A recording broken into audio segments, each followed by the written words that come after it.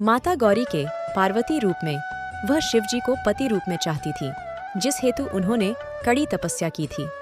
उस वक्त पार्वती की सहेली ने उन्हें अगवा कर लिया था। इस कारण इस व्रत को हरतालिका कहा गया है, क्योंकि हरत मतलब अगवा करना एवं आलिका का मतलब सहेली अर्थात सहेलियों द्वारा अपहरण करना हरतालिका कहलाता है।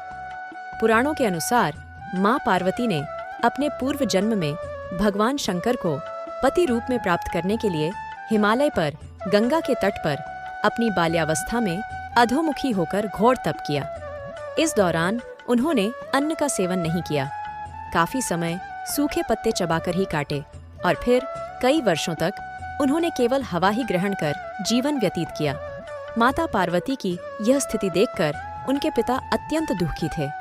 इसी दौरान एक दिन महर्षि नारद भगवान विष्णु की ओर से पार्वती जी के विवाह का प्रस्ताव लेकर माँ पार्वती के पिता के पास पहुँचे, जिसे उन्होंने सहर्षि स्वीकार कर लिया।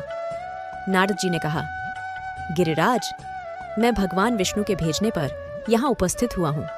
आपकी कन्या ने कठोर तप किया है, इससे प्रसन्न होकर वे आपकी सुपुत्री से विवाह करना चाहते हैं। इस संदर्भ में आपकी राय जानना चाहता हूँ।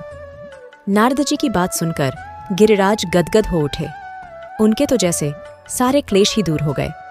प्रसन्नचित होकर वे बोले, श्रीमान, यदि स्वयं विष्णु मेरी कन्या का वरण करना चाहते हैं तो भला मुझे क्या आपत्ति हो सकती है।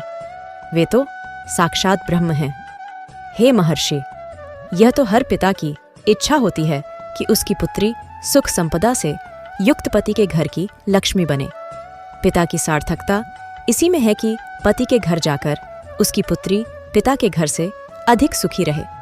पिता की स्वीकृति पाकर नारद जी विष्णु के पास गए और उनसे पार्वती के विवाह के निश्चित होने का समाचार सुनाया।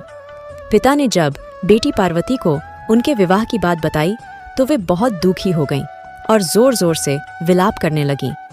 फिर एक सखी के पूछने पर माता ने उसे बताया कि वे यह कठोर व्रत भगवान शिव को पति रूप में प्राप्त करने के लिए कर रही हैं, जबकि उनके पिता उनका विवाह श्री विष्णु से कराना चाहते हैं। माता बोली, मैं विचित्र धर्म संकट में हूँ, अब क्या करूँ? प्राण देने के अतिरिक्त अब कोई भी उपाय शेष नहीं बचा है। उनकी सखी समझदार और सूझबूझ वाली थी। उसने कहा, सखी, प्राण त्यागने का इसमें कारण ही क्या है? संकट के मौके पर धैर्य से काम लेना चाहिए। नारी के जीवन की सार्थकता इसी में है कि पति रूप में हृदय से जिसे एक बार स्वीकार कर लिया, जीवन पर्यंत उसी से निर्वाह करें। सच्ची आस्था और एक निष्ठा के समक्ष तो ईश्वर को भी समर्पण करना पड़ता है। मैं तुम्हें घनघोर जंगल में ले चलती हूँ, जो साधना स्थली भी हो, और जहाँ तुम्हारे पिता तुम्हें खोज भी न पाएं, वहाँ तुम साधना में लीन हो जाना। मुझे विश्वास है कि ईश्वर अवश्य ही तुम्हारी सहायता करेंगे। तब सहेली की सलाह पर माता पार्वती घने वन में चली गईं और वहां एक गुफा में जाकर भगवान शिव की आराधना में लीन हो गईं। मां पार्वती के इस तपस्विनी रूप को नवरात्रि के दौरान माता शैलपुत्री के नाम से पूजा जाता है। इधर पार्वती की उनके पिता द्वारा खोज होती रही और उधर वह अपनी सखी के साथ नदी के तट पर एक गुफा में भगवान शिव की आराधना में लीन थीं। भाद्रपद शुक्ल तृतीया को हस्त नक्षत्र था। उस दिन माता ने रेत के शिवलिंग का निर्माण करके व्रत किया। रात भर भगवान शिव की स्तुति के गीत गाकर जागीं।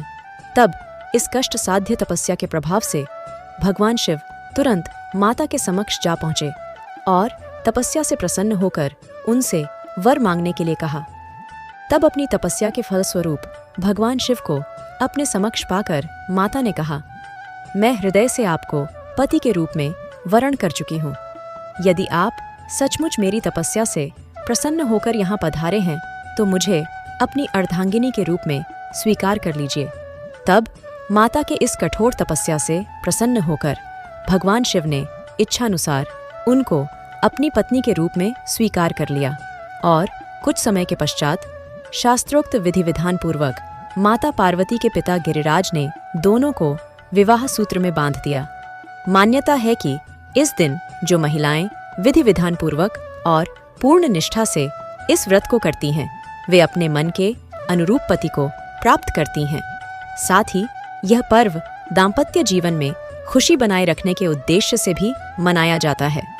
इसका महत्व यह है कि भगवान शिव का व्रत करने वाली कुनारियों को मनोवांछित फल देते हैं।